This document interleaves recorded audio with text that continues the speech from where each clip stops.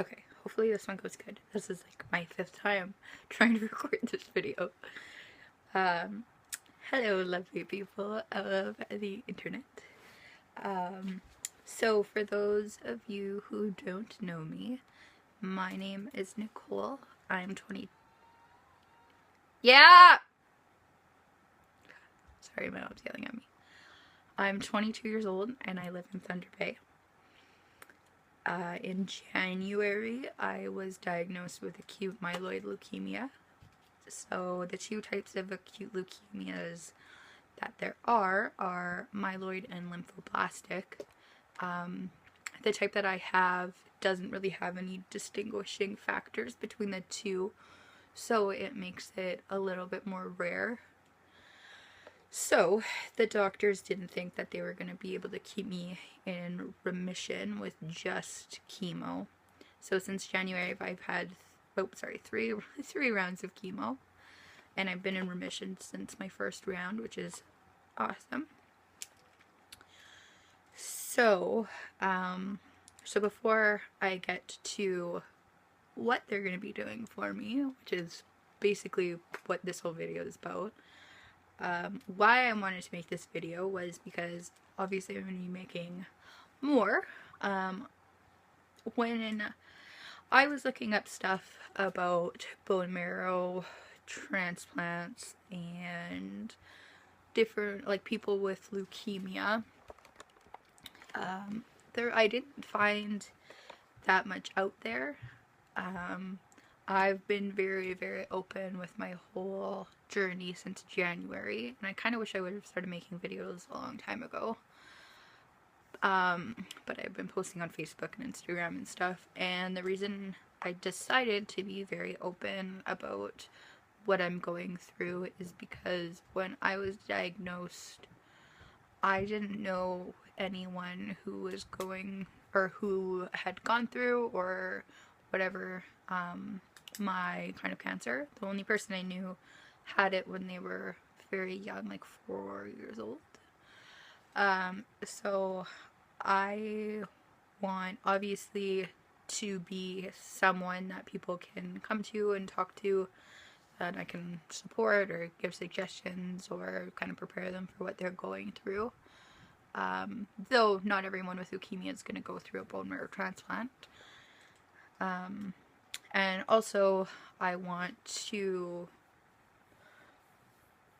get people understanding that cancer isn't necessarily a death sentence. It's not the worst thing in the world, and I want to bring awareness about leukemia to people because the signs and symptoms are usually pretty vague. So I feel like the more people hear about leukemia, the more people might get diagnosed earlier and it'll help them, and you might, whatever. So what is a bone marrow transplant? So no, I'm not getting someone else's bones, which would be way cooler than what the actual procedure is. So they don't do it in Thunder Bay, unfortunately. So I'm going to Ottawa on Saturday. So today's Thursday, so I leave very, very soon. I'm going to be driving down there with my parents, who are going to be staying with me in an apartment for the 3 to 4 months that I'm going to be there. Lovely, lovely people. So basically, I'm getting a bone marrow transplant as a hope to cure my cancer. So the first, sorry, I'm using my laptop, it's light. So the first 3 days, I'm gonna do chemo once a day. It's gonna be a very, very high dose of chemo. So that is gonna, with radiation, that is going to completely wipe out my immune system. So that means it's gonna basically kill all of the cells in my bone marrow. So they want to just kill the cancer cells, but unfortunately it also destroys your platelets, your white blood cells, and your red blood cells. So you generally feel like a bag of shit. So then after those 3 days, I'm going to be doing radiation twice a day. I haven't had radiation yet, so that'll be interesting to see what that's like. I've heard it's not too bad, but it looks pretty scary to me. So that those days leading up to the bone marrow transplant are like -5, -4, -3, -2, -1. And then Friday will be my bone marrow transplant. So that is day 0. Like, new beginning. So for the bone marrow transplant, it's basically, it looks like a bag of blood. They do it through my Hickman line, which is basically like an IV. It's called a central line. Yeah, it takes about half an hour. Quite uneventful, which from what I've seen. So the reason that I need the bone marrow transplant is because, so the chemo and the radiation will kill most of the remaining cancer cells in my bone marrow.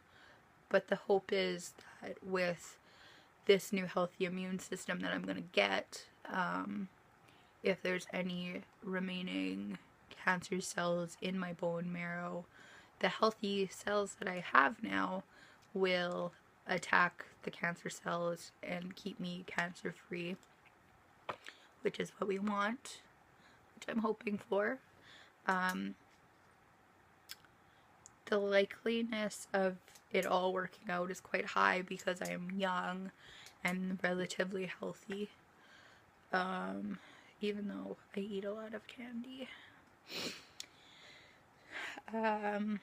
Yeah, so I'll be in Ottawa for about 3 to 4 months. They keep you there usually for 100 days after your transplant. So all of the days following the transplant, so it's day 0 and then +1, +2, +3. So they usually keep you there till about +100, depending on how it goes. Obviously, it's different for everyone. So,